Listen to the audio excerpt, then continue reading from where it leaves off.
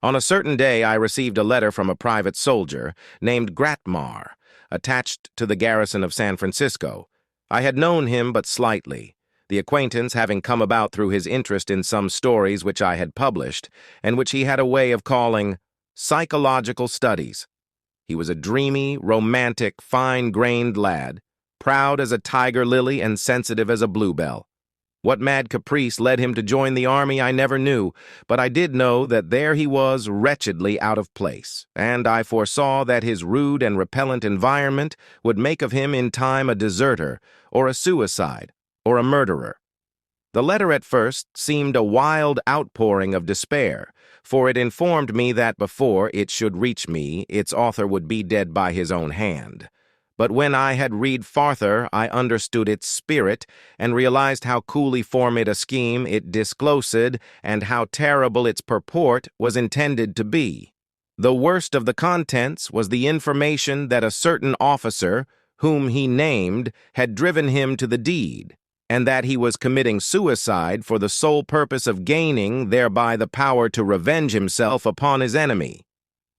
I learned afterward that the officer had received a similar letter. W.C. Morrow achieved a modicum of fame and fortune writing weird tales, such as this in San Francisco journals and newspapers in the early 1900s. Then is just sort of drifted out of the scene.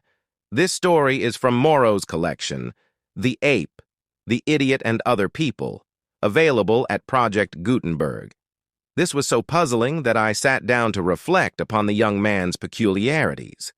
He had always seemed somewhat uncanny, and had I proved more sympathetic, he doubtless would have gone farther and told me of certain problems which he professed to have solved concerning the life beyond this. One thing that he had said came back vividly.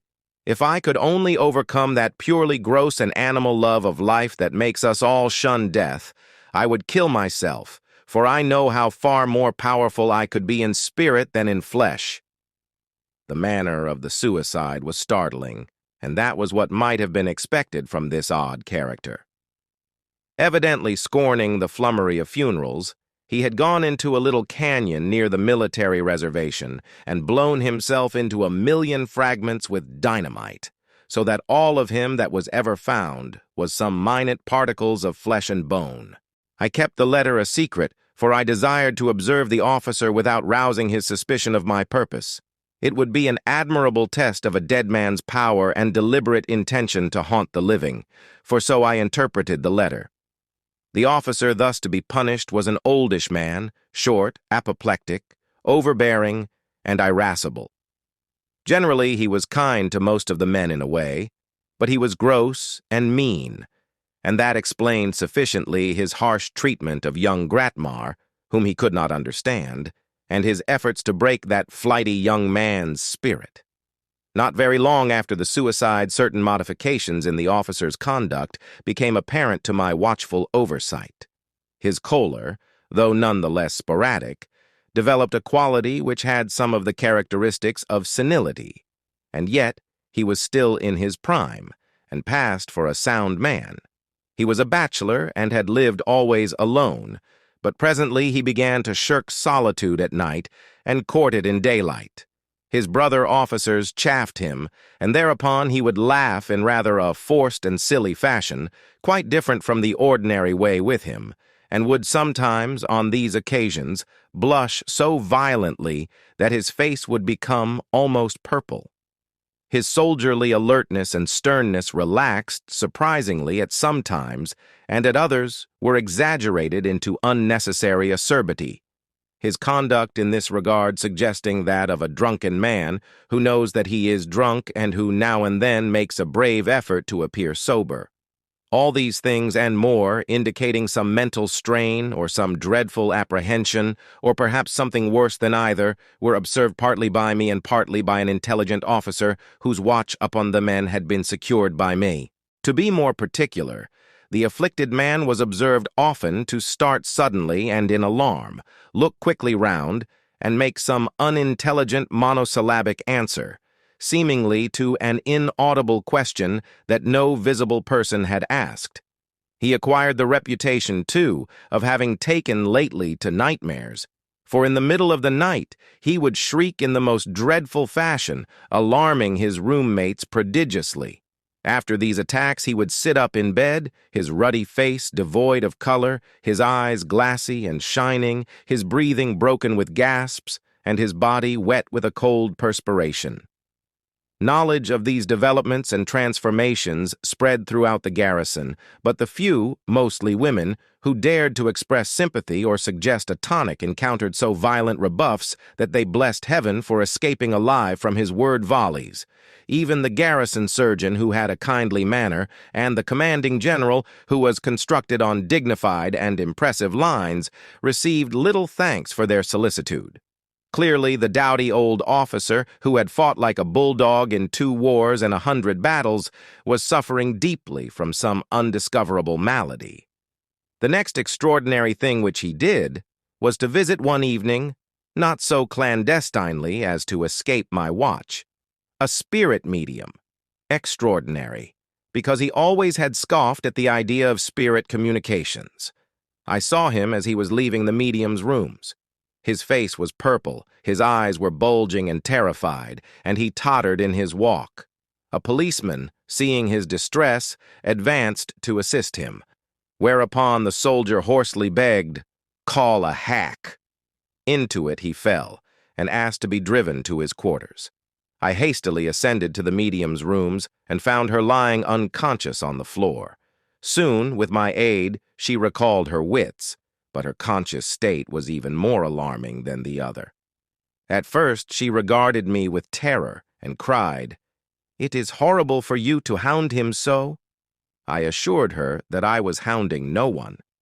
"Oh, I thought you were the Oh, but it was standing exactly where you are," she exclaimed.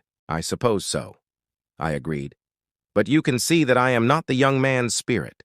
However, I am familiar with this whole case, madam, and if I can be of any service in the matter, I should be glad if you would inform me.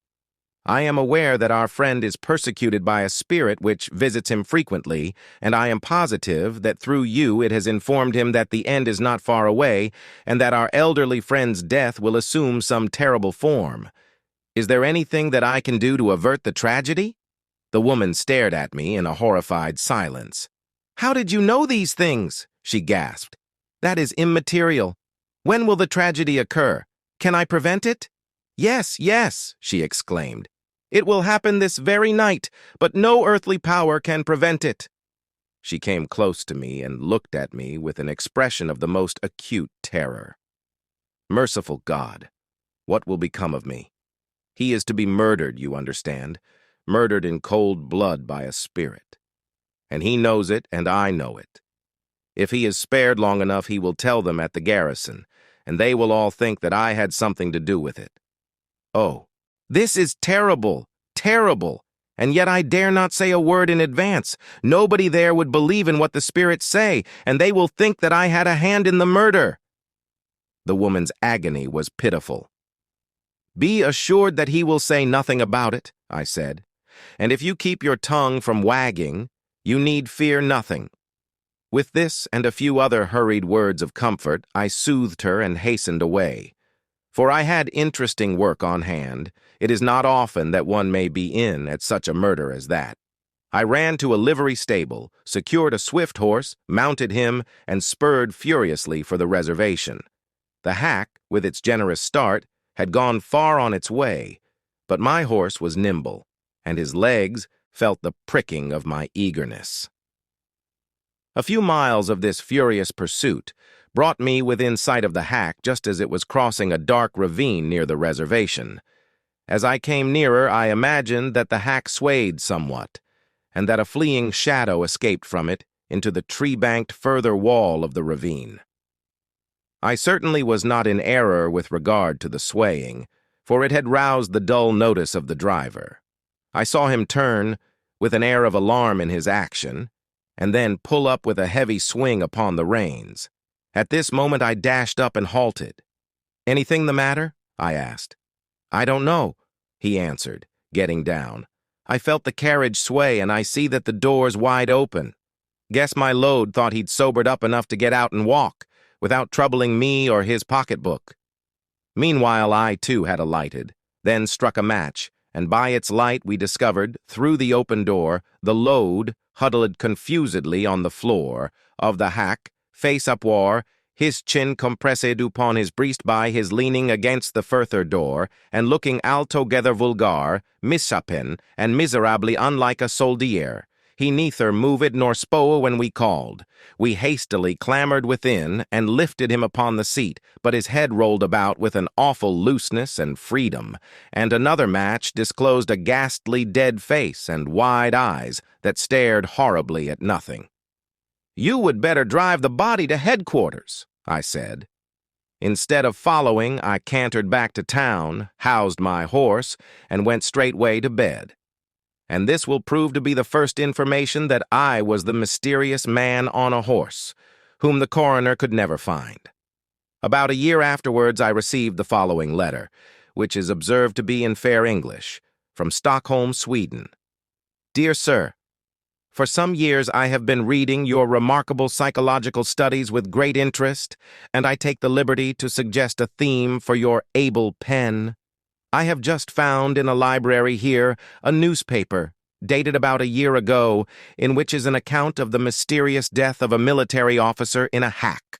Then followed the particulars, as I have already detailed them, and the very theme of post-mortem revenge which I have adopted in this setting out of facts. Some persons may regard the coincidence between my correspondent's suggestion and my private and exclusive knowledge as being a very remarkable thing. But there are likely even more wonderful things in the world, and at none.